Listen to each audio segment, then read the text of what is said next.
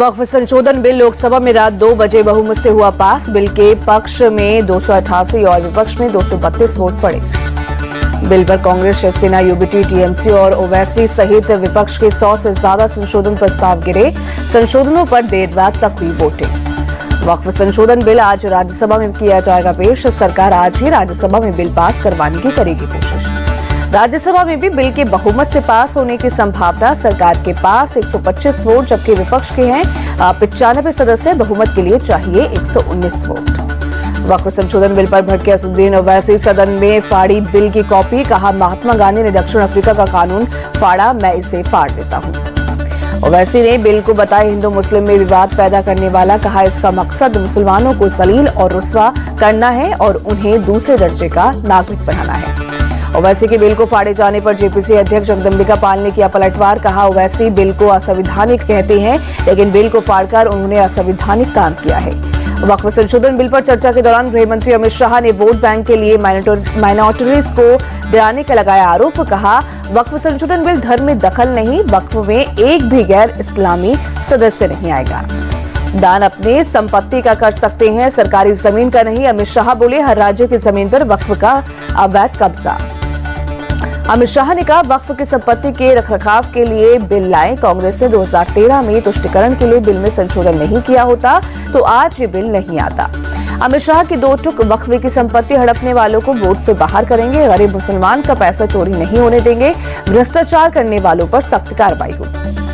मुसलमानों को अमित शाह ने दी गारंटी। बोले, मोदी सरकार में किसी भी मुसलमान पर आंच नहीं आएगी। कांग्रेस ने मुसलमानों को डराकर वोट बैंक बनाया।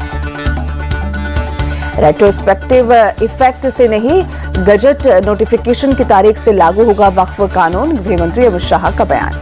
लोकसभा में वक्फ संशोधन बिल पेश करते हुए किरण रिजिजू ने कहा, संशोधन नहीं करते तो संसद भी वक्फ का हो जाता। सिर्फ वोट के लिए विरोध कर रहा है विपक्ष। किरण रिजिजू ने कहा, धार्मिक काम में सरकार हस्तक्षेप नहीं करेगी। ये सिर्फ संपत्ति से जुड़ा मामला है, किसी मस्जिद के प्रबंधन में दखल नहीं। किरण रिजिजू ने कहा, विरोध करने वालों को सदियों तक याद रखा जाएगा। गरीब मुसलमानों के लिए काम हो रहा है हो तो आपत्ति क्यों। कांग्रेस ने वक्फ संशोधन बिल का किया विरोध। सांसद गौरव गोगोई ने कहा, संविधान को कमजोर करना और समाज को बांटना सरकार का मकसद। गौरव गोगोई ने कहा, इस सरकार में अल्पसंख्यकों की स्थिति खराब हुई। आज इनकी नजर एक विशेष समुदाय की जमीन पर, कल दूसरे पर जाएगी।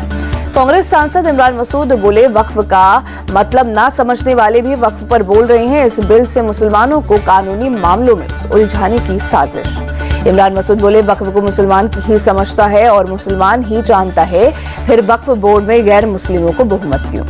वक्फ बिल मुस्लिमों के खिलाफ। लोकसभा में बोली सपा सांसद इकरा हसन, सरकार की नीयत साफ नहीं।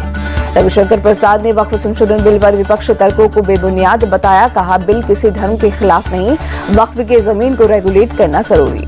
रविशंकर प्रसाद का विपक्ष पर अटैक। कहा, वोट बैंक के लिए कहां तक जाएगा विपक्ष। वक्फ के बोर्ड के पास 8 लाख से ज्यादा संपत्तियां, लेकिन जनहित के कितने काम हुए। अपनी नाकामियों पर पर्दा डालने के लिए बिल लाई सरकार। संसद में बोले अखिलेश, जिनके लिए बिल ला रही उनकी बात नहीं सुन रही। अखिलेश यादव ने बिल की वजह से देश के सेकुलर इमेज को बताया खतरा। कहा, बीजेपी वक्फ की जमीन पर कब्जा करना चाहती है। चर्चा के दौरान अखिलेश यादव का बीजेपी पर तंज। कहा, बीजेपी अब तक अपना अध्यक्ष नहीं चुन पाई। अमित शाह का पलटवार, हमारे यहाँ परिवार से अध्यक्ष नहीं चुने जाते। वक्फ बिल कहीं से भी मुसलमान विरोधी नहीं। लोकसभा में बोले लल्लन सिंह, नीतीश को कांग्रेस उपदेश ना दे। ममता बनर्जी की पार्टी टीएमसी ने भी वक्फ बिल का विरोध किया। सांसद कल्याण बनर्जी बिल को संविधान के खिलाफ बताया। कहा, ये मुसलमानों के अधिकार छीनने वाला बिल। वक्फ बिल के विरोध में उतरा शिवसेना उद्धव गुट। लोकसभा में सांसद अरविंद सावंत बोले, वक्फ बिल के जरिए न्याय देने की मंशा नहीं, सरकार की कथनी और करने में अंतर। अरविंद सावंत ने पूछा, बांटने काटने की बात करने वालों को मुसलमानों पर प्यार क्यों आया। एक तरफ सौगात मोदी, दूसरी तरफ सौगात बिल। शिंदे गुट का उद्धव गुट पर पलटवार। लोकसभा में सांसद श्रीकांत शिंदे बोले, शिवसेना यूबीटी के रुख से हैरानी। बाला साहेब होते तो उन्हें बहुत दुख होता। श्रीकांत शिंदे बोले, ये बिल मजहब की दीवार नहीं, विकास का द्वार है। पारदर्शिता लाने के लिए बिल लाया गया, फिर भी वोट बैंक के भूखे विपक्ष पेट में दर्द होने लगा। वक्फ संशोधन बिल लोकसभा में पारित होने पर बोले जेपीसी चेयरमैन जगदंबिका पाल, अब गरीब मुसलमानों को होगा फायदा, विपक्ष लोगों को कर रहा है गुमराह। बीजेपी सांसद अनुराग ठाकुर ने वक्फ बिल को बताया एक नई उम्मीद। कहा, अब तक गरीब मुस्लिम परिवारों को लाभ से रखा गया था वंचित, लेकिन अब मिलेगा फायदा। केंद्रीय मंत्री प्रहलाद जोशी ने वक्फ संशोधन विधेयक को बताया महत्वपूर्ण और ऐतिहासिक, कहा सभी को न्याय देने के लिए बहुत बड़ा कदम। वक्फ बिल पास होने से नाराज दिखे पूर्णिया से निर्दलीय सांसद पप्पू यादव, कहा सरकार ने संविधान को किया दरकिनार, देश इसे नहीं करेगा स्वीकार। समाजवादी पार्टी के सांसद अवधेश प्रसाद ने सरकार की मंशा पर उठाए सवाल, बोले ये विधेयक संविधान के खिलाफ, वक्फ बोर्ड की संपत्ति हथियाना चाहती है सरकार। वक्फ बिल पारित होने पर कांग्रेस सांसद इमरान मसूद का बयान, कहा इसके खिलाफ अदालत में लड़ेंगे लड़ाई, बिल से मुस्लिम समुदाय और वक्फ दोनों को होगा नुकसान। कांग्रेस सांसद गौरव गोगोई भी बिल पारित होने पर दिखे नाराज, कहा बहुत कम अंतर से पारित हुआ बिल, अल्पसंख्यकों के अधिकारों के लिए लड़ते रहेंगे।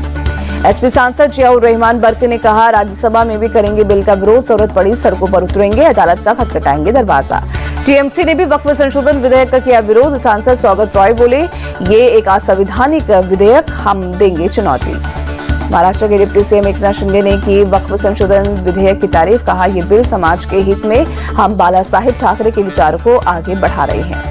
वक्फ संशोधन विधेयक के चलते लखनऊ पुलिस ने शहर में निकाला फ्लैग मार्च, डीसीपी सेंट्रल ने लोगों से की अफवाहों पर ध्यान न देने की अपील। पीएम मोदी के आज से 2 दिवसीय थाईलैंड दौरा, बैंकॉक में आयोजित बिम्स्टेक शिखर सम्मेलन में लेंगे हिस्सा। पीएम मोदी थाईलैंड की पीएम शिनावात्रा से करेंगे द्विपक्षीय मुलाकात, दोनों देशों के बीच आपसी संबंध और समुद्री सहयोग पर समझौते की उम्मीद। यूपी के सीएम योगी आदित्यनाथ का आज सुबह 11 बजे प्रयागराज दौरा, भगवान राम के सखा निषाद राज गुहा के जन्मोत्सव के कार्यक्रम में करेंगे शिरकत। सीएम योगी प्रयागराज में 579 करोड़ की लागत से 181 विकास परियोजना का शिलान्यास और लोकार्पण करेंगे। महाकुंभ के दौरान योगदान के लिए गाइड, नाविक और होम स्टे संचालकों को प्रशस्ति पत्र भी सौंपेंगे। सीएम योगी प्रयागराज के बाद वाराणसी जाएंगे, पीएम मोदी के आगामी दौरे की तैयारी का लेंगे जायजा, अधिकारियों के साथ करेंगे समीक्षा बैठक। सीएम योगी कश्मीरीगंज के प्राचीन राम मंदिर भी जाएंगे, प्राचीन राम मंदिर के पुनर्निर्माण का करेंगे शिलान्यास। सुल्तानपुर के एमपी एमएलए कोर्ट में आज राहुल गांधी के मानहानि मामले पर सुनवाई, राहुल गांधी के वकील गवाह से करेंगे जिरहा। आरजेडी सुप्रीमो लालू प्रसाद यादव की बिगड़ी तबीयत, देर रात पटना से लाए गए दिल्ली, एम्स में हुए भर्ती। नागपुर में संघ प्रमुख मोहन भागवत ने शिवाजी महाराज को बताया आधुनिक युग का आदर्श, कहा पौराणिक युग में हनुमान थे आदर्श। शिवाजी महाराज पर पुस्तक विमोचन के दौरान बोले संघ प्रमुख, आरएसएस का काम व्यक्तिगत आधारित नहीं, लेकिन शिवाजी महाराज हमेशा भारत के लिए प्रेरणा। आज से 3 दिवसीय वाराणसी दौरे पर मोहन भागवत स्वयंसेवकों और प्रचारकों के साथ करेंगे संवाद। नरेश बालियान की जमानत याचिका पर दिल्ली हाईकोर्ट में 9 अप्रैल को सुनवाई, मकोका केस में जेल में बंद है पूर्व विधायक। विशद सालियान केस में मुंबई हाईकोर्ट का आदेश, रजिस्ट्री से कहा उचित बेंच में पेश करे याचिका। संभल के शाही जामा मस्जिद के सदर जफर अली की जमानत याचिका खारिज, अब 4 अप्रैल को मामले में होगी सुनवाई। गुजरात के जामनगर में सेक्स रैकेट का पर्दाफाश, एक रिटायर्ड पुलिस अधिकारी की बेटे अशोक सिंह झाला को हिरासत में लिया गया, एक आरोपी हुआ फरार। अशोक झाला सरकारी कैंपस में टेम्पो ट्रैवलर खड़ी कर चलाता था धंधा, पुलिस ने आरोपी अशोक से 4 मोबाइल फोन, कॉन्डम, एक टेम्पो, एक कार और कैश किया बरामद। अशोक झाला की कार में लगी थी पुलिस की नेम प्लेट, पुलिस ने टेम्पो में मौजूद एक लड़की को सुधार गृह भेजा, फरार हुए आरोपी की तलाश जारी। भ्रष्टाचार मामले में कर्नाटक लोकायुक्त का एक्शन, 2 पुलिसकर्मियों समेत 5 को गिरफ्तार किया, पुलिस इंस्पेक्टर की तलाश जारी। 4 करोड़ की प्रॉपर्टी 60 लाख में बेचने का दबाव बना रहे पुलिस इंस्पेक्टर और उसके साथी, शिकायत मिलने पर लोकायुक्त ने जाल बिछाकर 5 लोगों को पकड़ा। चंडीगढ़ में 82 साल के कर्नल दंपत्ति से साइबर ठगी, 9 दिन तक डिजिटल अरेस्ट कर 3 करोड़ 41 लाख ठगे, जांच में जुटी पुलिस। दिल्ली में फार्मेसी पंजीकरण रैकेट का भांडाफोड़, एंटी करप्शन ब्रांच ने पूर्व रजिस्ट्रार समेत 47 लोगों को गिरफ्तार किया। घोटाले में कई दलाल, कॉलेज कर्मचारी और प्रिंटिंग शॉप के मालिक शामिल, फर्जी दस्तावेजों के आधार पर हजारों फार्मासिस्टों का किया था रजिस्ट्रेशन। भारतीय नौसेना का बड़ा एक्शन, युद्धपोत आईएनएस तरकश ने 2500 किलो से ज्यादा का ड्रग्स किया जब्त। लखनऊ पुलिस ने नकली सलमान को किया गिरफ्तार, लाइसेंसी रिवॉल्वर लेकर बना रहा था रील। दिल्ली में नए कर्नाटक भवन का हुआ उद्घाटन, समारोह में शामिल कांग्रेस अध्यक्ष मल्लिकार्जुन खड़गे और कर्नाटक के सीएम सिद्धरामैया हुए। राजस्थान के मुख्यमंत्री भजनलाल शर्मा ने ली समीक्षा बैठक, सीएमआर में बिजली कंपनियों की समीक्षा बैठक हुई। 2026 तक दिल्ली में 48,000 ईवी चार्जिंग प्वाइंट होंगे, विधानसभा में सीएम रेखा गुप्ता ने किया ऐलान। दिल्ली में पॉल्यूशन को लेकर सरकार गंभीर, सीएम रेखा गुप्ता ने की 6 नए मॉनिटरिंग केंद्रों की घोषणा, दिल्ली की हवा पर रहेगी अब और पैनी असर। हरियाणा में 3 साल बाद महंगी हुई बिजली, 20 से 40 पैसे प्रति यूनिट बढ़े दाम, 81 लाख उपभोक्ताओं की जेब पर पड़ेगा असर। कर्नाटक में गर्मी को देखते हुए सरकार का फैसला, कलबुर्गी संभाग के 7 जिलों में सुबह 8 से दोपहर 1:30 बजे तक खुलेंगे सरकारी दफ्तर। उत्तराखंड महिला आयोग की उपाध्यक्ष बनी सायरा बानो 3 तलाक को सुप्रीम कोर्ट में दी थी चुनौती। मुंबई के सिद्धिविनायक मंदिर के चढ़ावे में रिकॉर्ड बढ़ोतरी, इस साल मिले 133 करोड़ रुपए। रामनवमी से पहले रोशनी से जगमग हुई अयोध्या नगरी, मंदिरों चौक चौराहों पर लगाई गई रंग बिरंगी लाइट्स। आईपीएल के 14वें मुकाबले में गुजरात टाइटंस की शानदार जीत, रॉयल चैलेंजर्स बेंगलोर को 8 विकेट से हराया। 170 रन के टारगेट का पीछा करने उतरी गुजरात ने 18वें ओवर में मुकाबला अपने नाम किया। जोस बटलर ने 39 गेंदों में 73 रन की तूफानी पारी खेली। रॉयल चैलेंजर्स बेंगलोर के खिलाफ चमके गुजरात टाइटंस के गेंदबाज मोहम्मद सिराज 4 ओवर में हासिल किए 3 wicket, player of the match बने।